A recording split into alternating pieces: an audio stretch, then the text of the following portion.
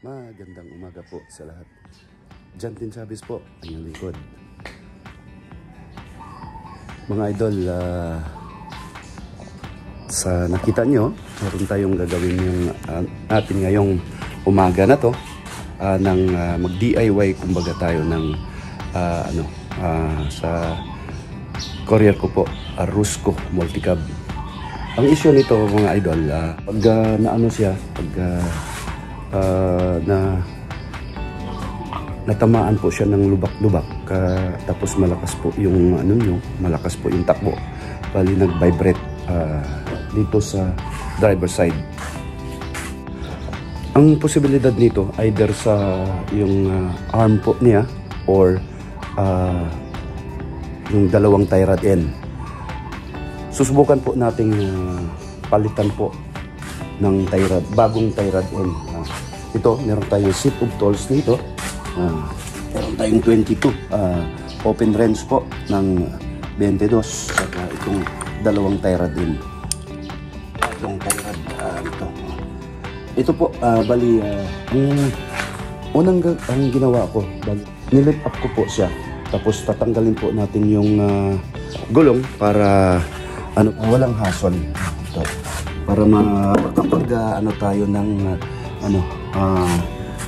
easy po sa atin na gagawin, kasi nasa ilalim po yun, doon po bali ginamitan ko siya ng ngayon, nilift up ko,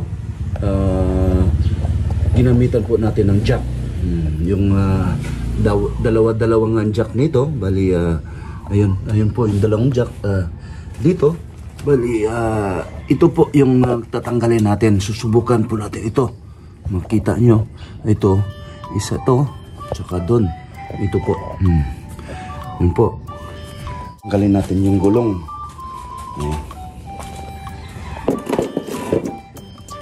Ang gulong mga idol, ang gulong medyo po, malaki to sa yung naka-design yung yung original yung design ng gulong. Tsaka po to, malod sa interior po to, hindi to tubeless.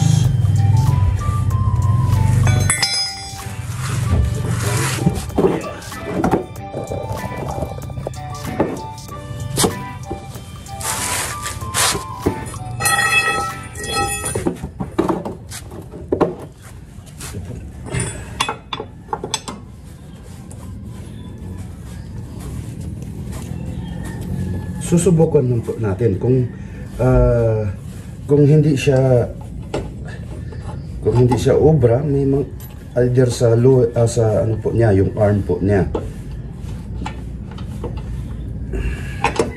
kung sa Bisaya pa, pako-pako. Ayun.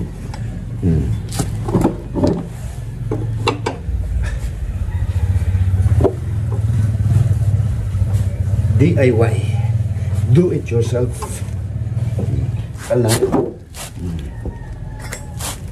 Ito po yung natin.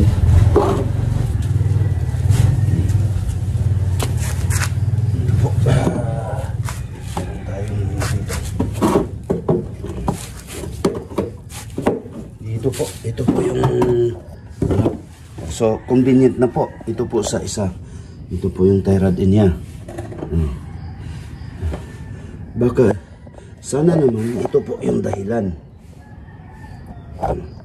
kasi sa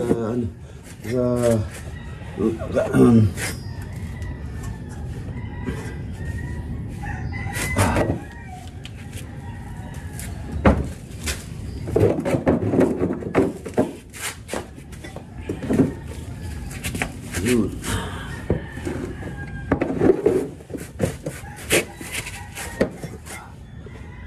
Dito, pin.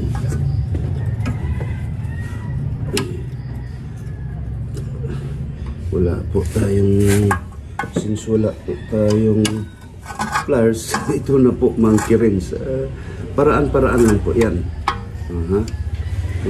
Kaya sabi nila, Kasi sabi sa mga maraming paraan pagpatay ng isang manok.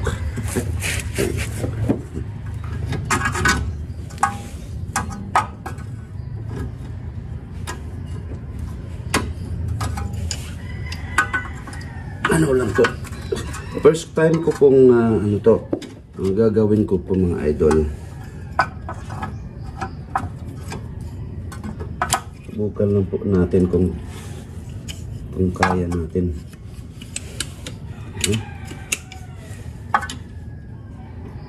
Ayan.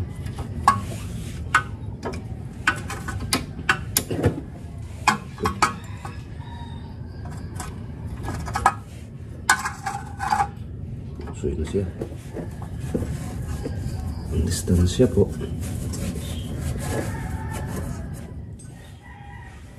Matigas siya. Gamitan natin ng ratchet po.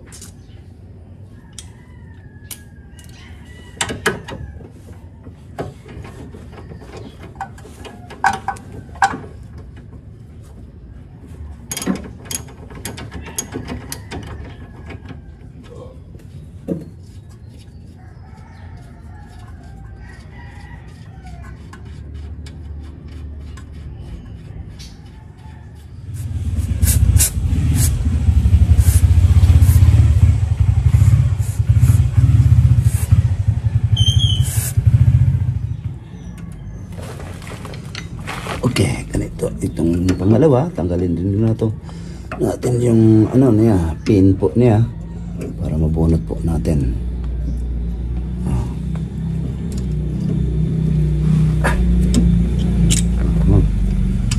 Dito para magamit din natin yan. Ito gawi, kailangan natin ng socket rinse na 17.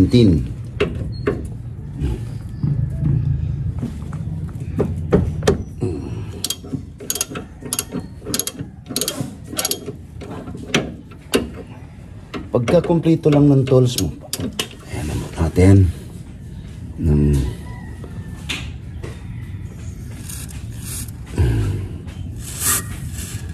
para siya sa mamaya pagtanggal natin ito lang po kunting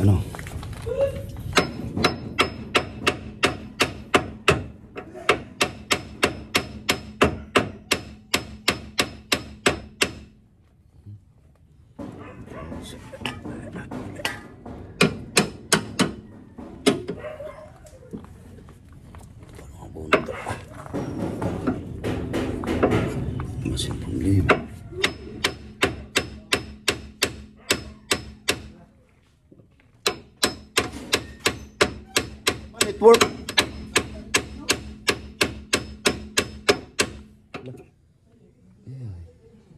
Kahit ang kanahan.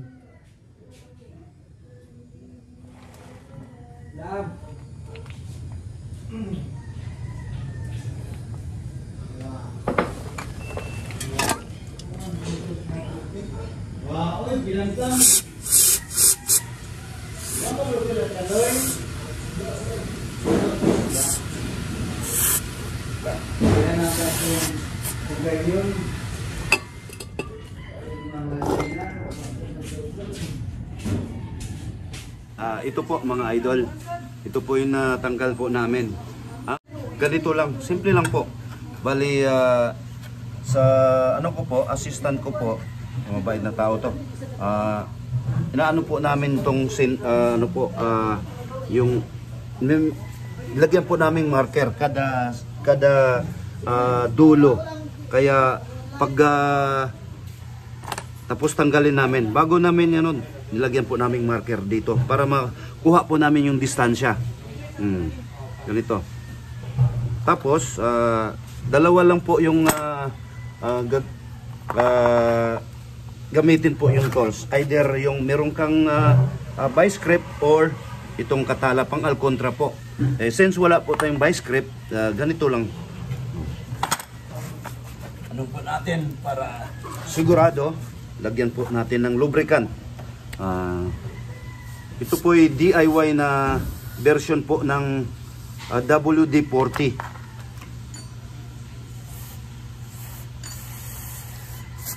Ito, mga ano nyo guys, isa to sa dahilan, kita mo dyan, oh, naalog-alog na siya. Malambot na po siya.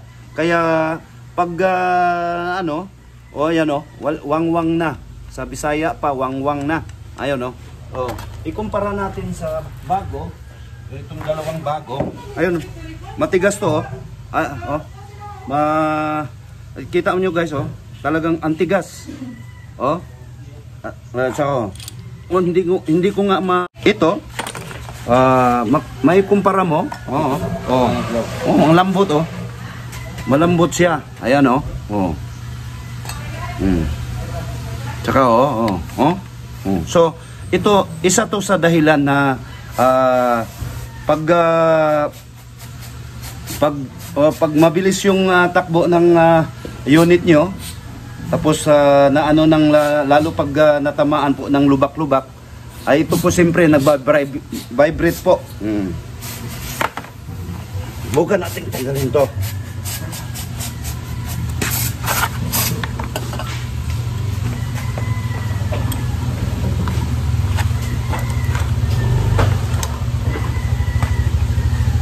Palagay ko yung isa nito is left hand thread. Bukan natin kung anong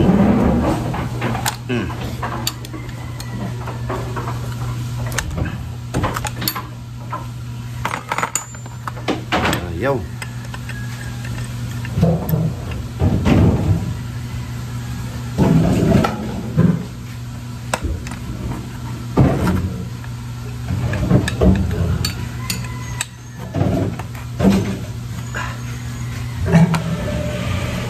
Ko no ba? Pagtilyo ko no ba? Palihog.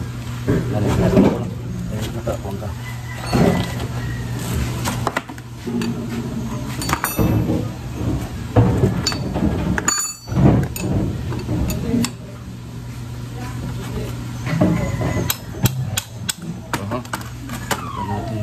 Natin to. Babalik na siya. Ayaw rin.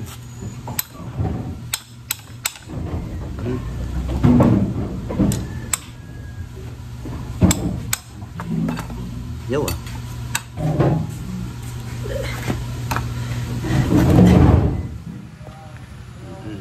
Ayo i-pull. Adjust sa kaspikas. Para to. Makmak kasi nagkuhan na sa kon. Ano na ko to? I-con mo lang basig dire.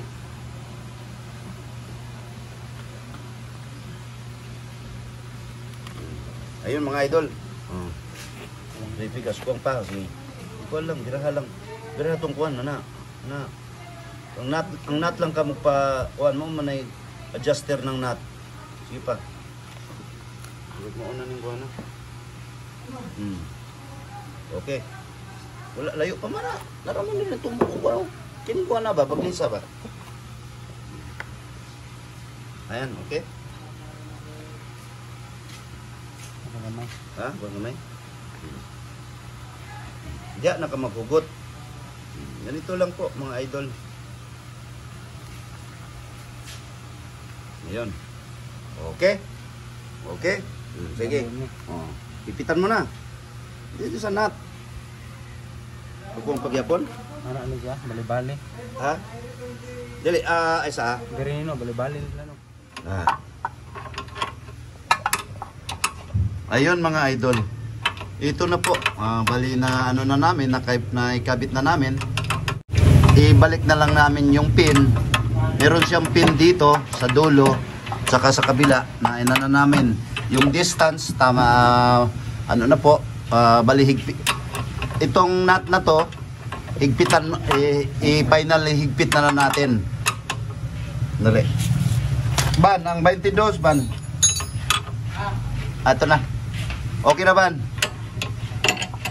Dito. itong nut na to, ikita natin para ma-final na natin. Ayun, hindi. Baliktad. Bali, ano to siya? Left hand thread. Ayun. Aha.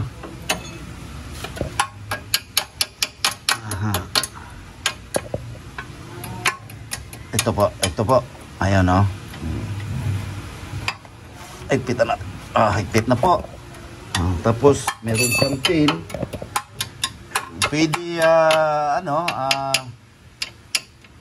yung dati niyang pin, ibalik na lang natin para hindi po siya yun, maliit itong pin na to. Ito. Ayan, lagay po natin dito. Magsilbi po siyang lock. Yung lock pin po niya. Mac, huwag mong ang pin na ka. Ito lang po, kasimple. Bali, natatapos na po natin. Final. Subukan po natin. Pag pa rin, umaano pa rin siya, malakas pa rin vibrate, palagay na, ito na po yung yung arm po niya. Ito po yung arm, yung saka sa kabila. Ito po yung kung ganun pa rin siya. Subukan. Ayun po.